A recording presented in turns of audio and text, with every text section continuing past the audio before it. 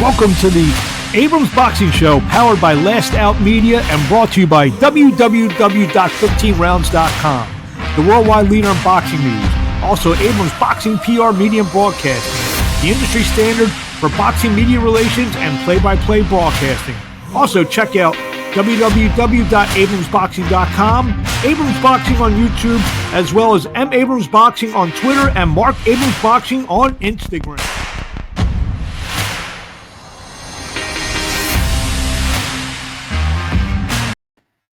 Welcome to another edition of the Abrams Boxing Show. I'm Marc Abrams, and as we see up here on the screen, we are now powered and partnered with MyBookie. So if you're looking to bet online, bet the fights, bet anything you want, sports, bet MyBookie.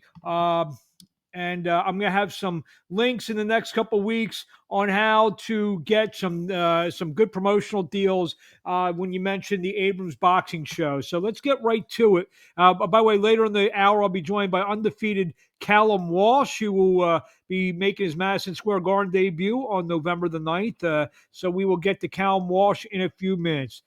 Last Saturday night in Orlando, Florida, unbeaten WBO, IBF number 7, lightweight in the world, Richardson Hitchens won a easy 12-round unanimous decision over Jose Zepeda. Hitchens now 17-0, 7 knockouts. Zepeda 37-4, 28 knockouts. That took place at the Caribe Royale in Orlando, Florida. Scores, it wasn't the most exciting fight, but Hitchens won the fight easily by scores of 120-108 twice and 119-109. Co-feature saw the I don't know if you want to call it controversial return to the ring of Conor Benn as he came back from his drug suspension or his PED suspension. He went to 22-0 with a first win in 17 months as he went 10 rounds, unanimous decision over Rodolfo Orozco. Orozco now 32-4-3, 24 knockouts. It was a good, solid performance for Ben, all things considering. A lot of stuff going on around him, in terms of the lead up to the fight. Should he be fighting? Shouldn't he be fighting? I don't know. I don't know enough about a lot of that stuff. But, if he tested negative beforehand and, he served his time, then I guess so. But there's still, I guess, stuff to be worked out over in his native England in terms of for him to get back into the ring. Also on the card, a unification bout for the WBC and WBO female welterweight titles saw Sandy Ryan 6-1-1, Jessica McCaskill 12-3-1, fight to a draw that most people believe that the road warrior Sandy Ryan from Britain should have gotten the decision. It was a pretty good fight. I mean, both girls had their moments in the fight, but my opinion that Ryan, especially down the stretch, worked well behind the jab, and she won the fight.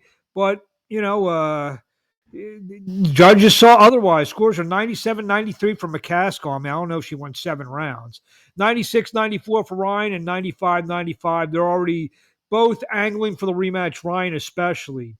Earlier in the day, WBO interim heavyweight champion Zhilei Big Bang Zhang viciously stopped Joe Joyce in their rematch in round 3 over in London. It was one right hook that deposited Joyce on the canvas. And it's amazing how just a few months ago, I guess it was April was the first fight, everyone thought that Joyce would win the fight, get ready to fight Tyson Fury, but now everyone's calling for Joe Joyce to retire. All this in a 5-month span as Zhilei, who's now a big contender for the world title, and obviously everything that he brings with the market in China, him fighting for the world title against whether it's a Usyk or a Fury, is going to be a big business for Big Bang Zhang Zhilei, who says a clean right hook, 307 of round 3.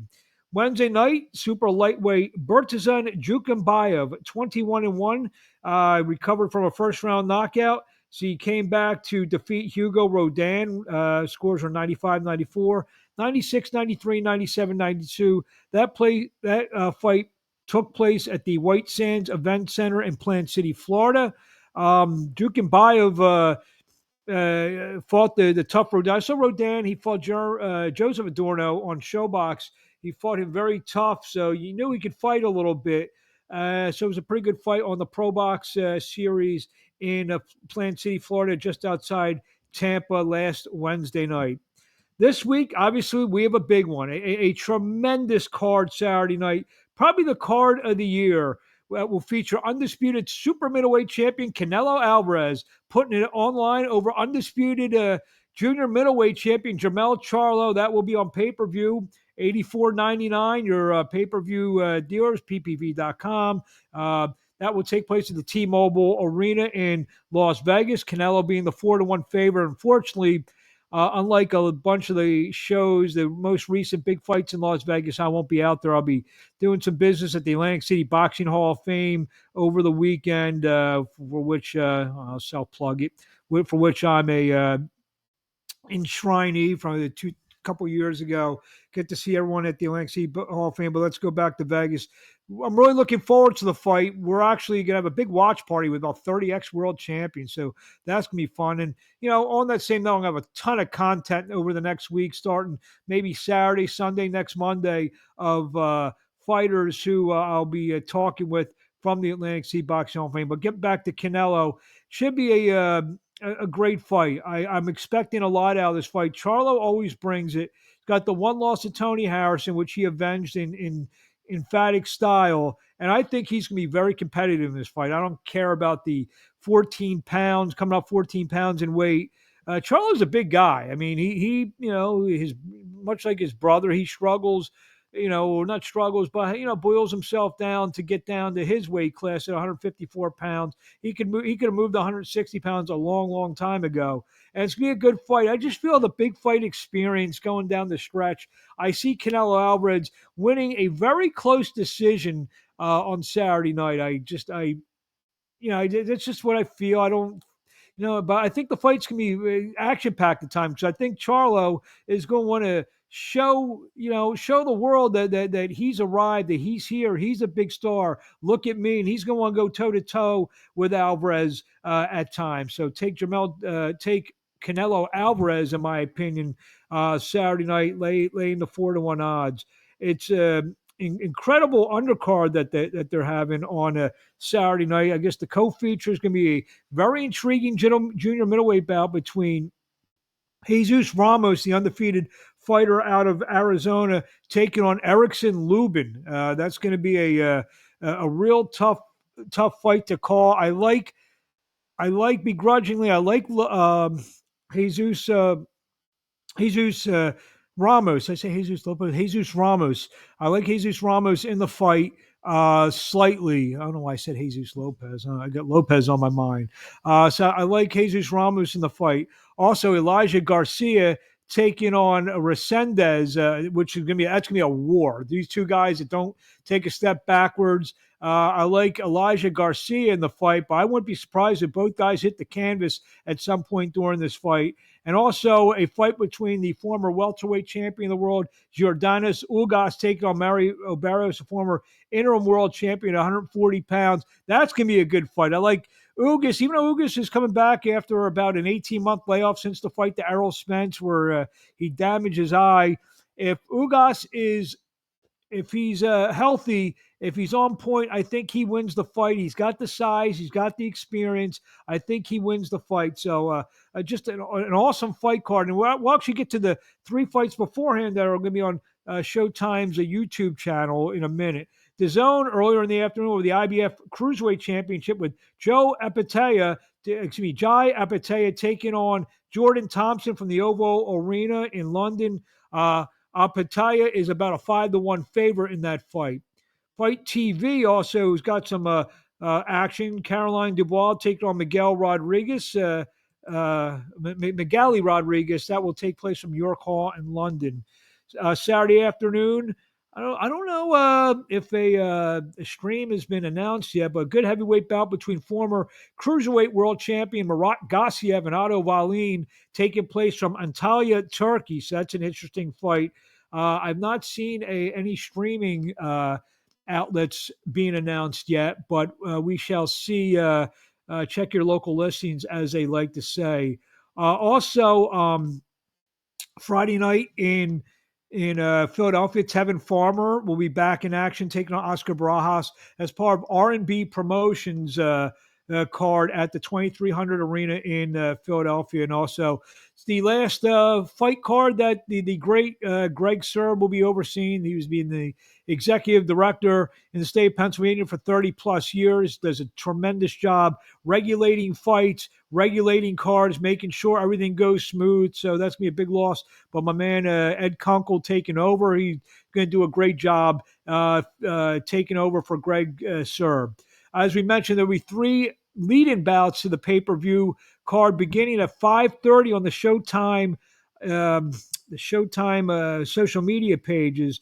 We'll have Frank Sanchez, the top 10 heavyweight, 22-0, 15 knockouts, taking on trial horse Scott Alexander, 17-5-2 with 9 knockouts. Former WBC light heavyweight champion Alexander Gavostik, 19-1, 15 knockouts, continues his comeback against Isaac Rodriguez, 28-4, 22 knockouts.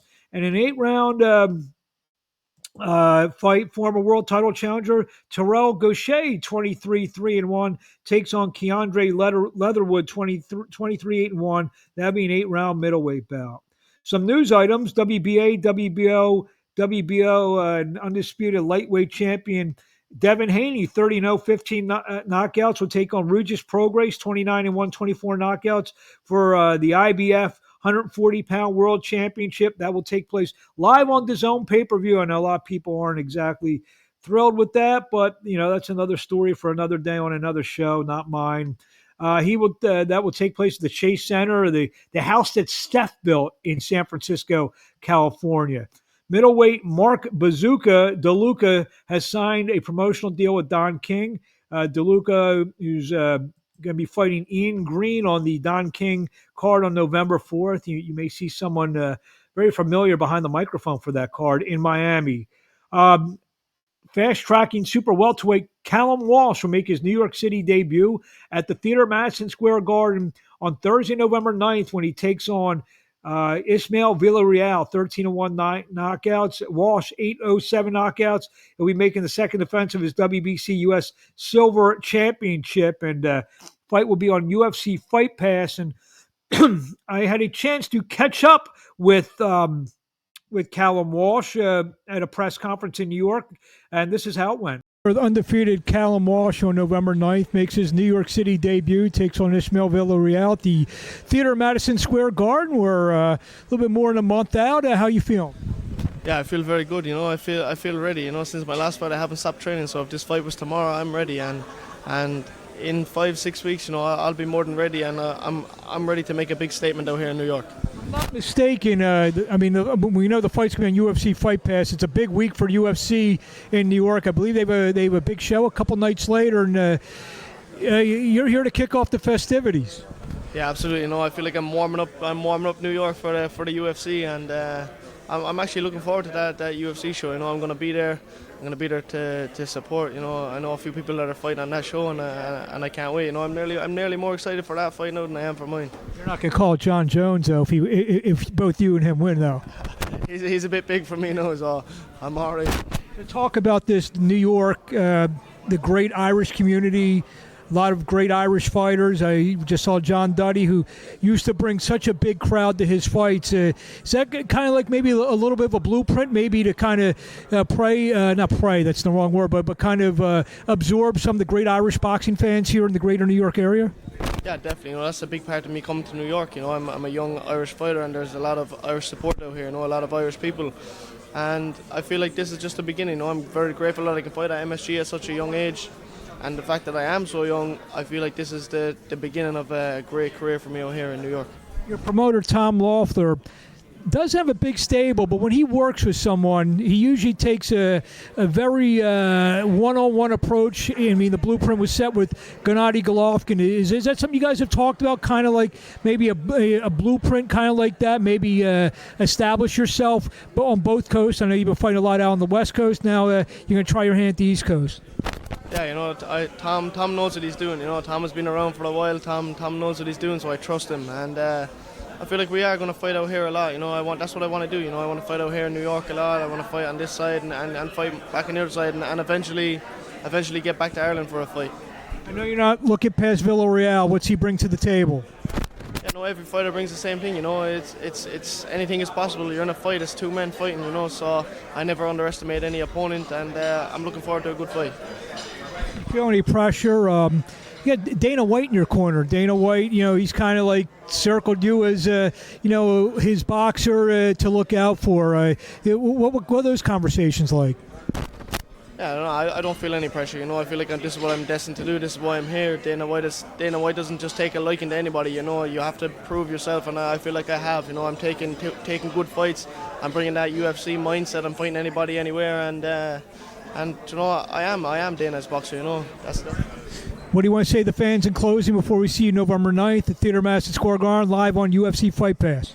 I just want to thank everybody for the support. I want to thank New York for having me here, and I'm looking forward to the fight, and it's going to be a good one. So don't miss it. Make sure you tune in live on UFC Fight Pass. Thank you, and we wish you best luck. We'll see you November 9th. Thank you. There you have it, Callum Walsh, undefeated fighter who's, like I said, Dana White's involved, Tom Loeffler's involved, getting a date at the theater at Madison Square Garden. So that's going to be interesting to watch. I'm going to try to make it up for that fight on November 9th. Matchroom Boxing announced an agreement to bring a series of major boxing events to Japan that will take place over the next 3 years or so. So take a look out for that. The WBO Championship Committee has elevated junior lightweight champion Emmanuel Navarrete to super champion status. He will get some benefits, extension for his mandatory to be considered mandatory in higher weight divisions, lower weight divisions, and more personal, better splits when it comes to purse bids. Jojo Diaz will take on Richard Medina in a 10-round fight. That's going to be the co-feature bout on the Alexis Rocha Giovanni Santillan card, taking place at the fabulous Kia Forum on October 21st. I'll be live on DAZN. That will be a terrific terrific fight card. Santillan and Roach is going to be a great fight to watch. I'm looking forward to that one. Showtime where the WBO Junior Middleweight World Title clash between Tim Tszyu, 23-0, 17 knockouts, and Brian Mendoza, 22-1 on October 14th.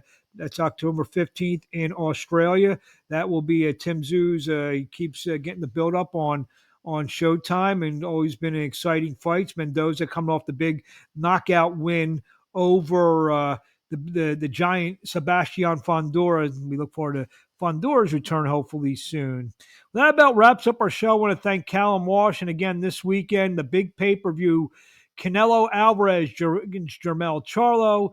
We got Jesus Ramos taking on Erickson Rubin, Elijah Garcia against Armando Resendez, and also your Jordanis Ugas taking on Mario Barrios. So that's a great card. Like I said, we got fights in Philadelphia, fights in England on DAZN. Philadelphia got Tevin Farmer fighting, and a fight on DAZN with Apatea defending his Cruiserweight Championship. And anyone who's in the area, the Atlantic City Boxing Hall of Fame. Saturday night, it's a tremendous night. We 30-something world champions, former ex and current world champions in the building. So I'd like to thank everyone again. MyBookie.ag for the best in sports gambling. Get your bets in. Bet on it. Hey, start it, count, and then bet some fights on Saturday night. Play along, have some skin in the game, as they like to say. So I'm Marc Abrams from the Abrams Boxing Show. We'll see you next week, and plenty of guests. It might, we'll talk some Canelo follow-up, but probably a lot of guests from the Atlantic City Boxing Hall of Fame. Everyone have a great day, and we'll talk to you soon.